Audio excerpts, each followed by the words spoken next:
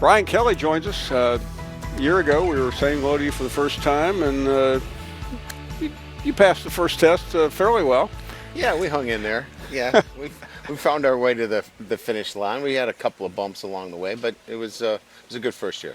You did. You created so many expectations. We had Scott Rabelais from the Baton Rouge paper on. So I think right now the conversations about has LSU moved into the driver's seat. Those are things I know you love to hear as a coach.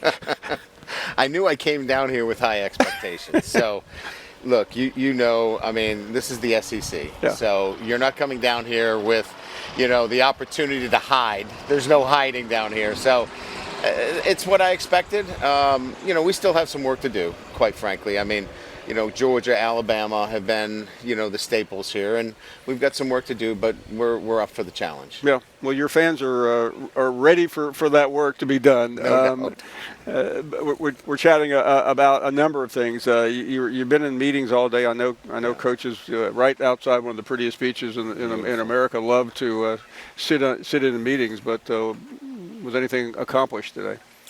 I think so. Look, as you know, the hot button topics are certainly name, image, and likeness, transfer portal, scheduling, to name a few, gambling.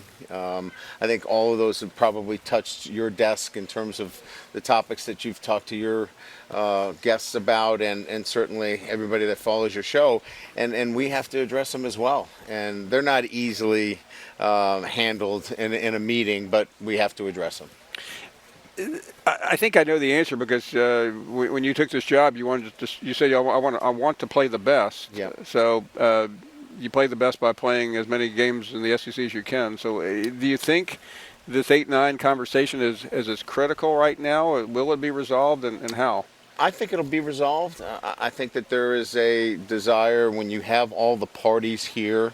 They recognize that there's an urgency to get something done. So I think by the end of the week, with the presidents here, the athletic directors here, coaches, obviously, our commissioners is wanting to get something done. I think you'll see something done by the end of the week. Yeah, you made a really good point there, because it's one thing to pontificate. It's another thing to look around the room, in that room, because at Notre Dame, I think one year you had the ACC connection, but yep. Your spring meetings were. There were no spring meetings. There were none. I got a chance to sit on the sideline and many of those, and we weren't part of it. And when you come down here, and look, it could be a dog and pony show if you wanted, but when you get a sense when we came down here, actionable items needed to be addressed. Right. And I got that sense from, again, from our commissioner and from everybody in the room that we need to move on some items, and we got that sense today. You knew some of the coaches, obviously, having spent a lifetime in coaching, but you guys are not often in a room together. Maybe once in the winter. They're big personalities. Yeah. Maybe big egos. I don't know. I've never Probably both. But when you're in there with 13 other coaches, what does it do? Does it help from a collegiality standpoint? Does it affect things? What happens? Paul, I think there's a respect, for everybody's position in terms of where we are. And I think for the most part, there's like-mindedness in terms of the things that we have to get done.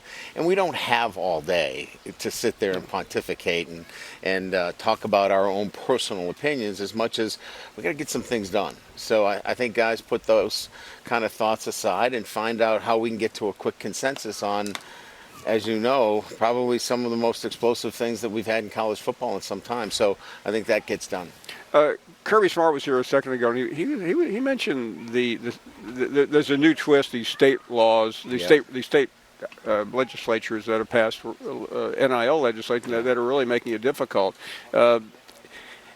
Everyone says the same thing about Congress. I mean, you have a great background in politics. I know you're not expecting them to do anything.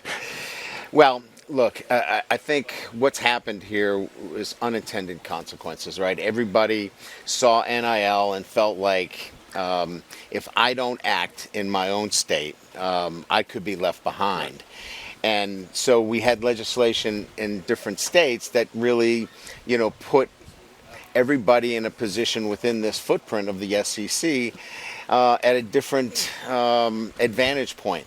And that's not what the SEC needs nor wants. And so, how do you bring everybody back together? Well, you need Congress for that. And so I think that's the next step, is how do we get that? And I think you got to go individually to your own, congressional legislative team and really talk about where, if we want national competition and we want to be, the preeminent conference, we've got to get this thing, we've got to put the genie back into the bottle. Yeah, we may. I think what I've heard from you, and we may have solved the problem. I think we've been sending the wrong people. We've been sending administrators. I mean, Brian Kelly goes to the Louisiana delegation. They're all going to show up for the picture, at least. As long as there's crawfish and we can talk some LSU football, I know we'll be able to get some work done. But Paul, it's a great point, because they need to see or hear the perspective that we're dealing with on a day-to-day basis. And I think if we can give them that perspective, and maybe what we offer our players as well, and what we do for them on a day-to-day basis, I think it would give them the right perspective.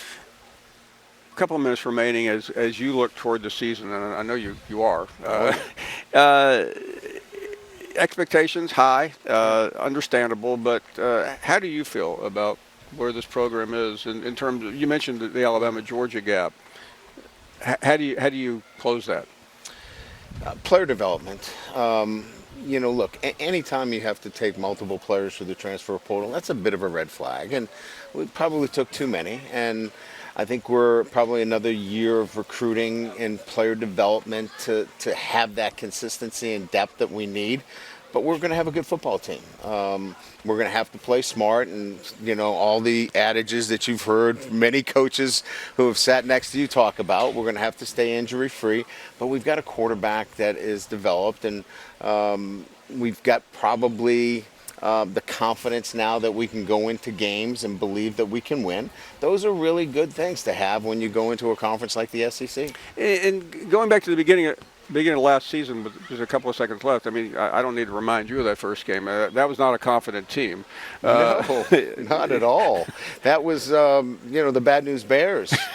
But it's not where you start, it's where you finish. And they developed. Right. And they knew they developed by the way they played at the end of the season. So you build off of how you finish. And now they have some confidence in the way they practiced in the spring, and how they feel about themselves now is what you build off. Now we've got another team, obviously, in Florida State that feels the same way, and so it'll be a great matchup against Florida State. We so much appreciate your time. Enjoy the conversations always, and we wish you well. Thanks, Hope to see Paul. you soon. I'll be back. I can't wait.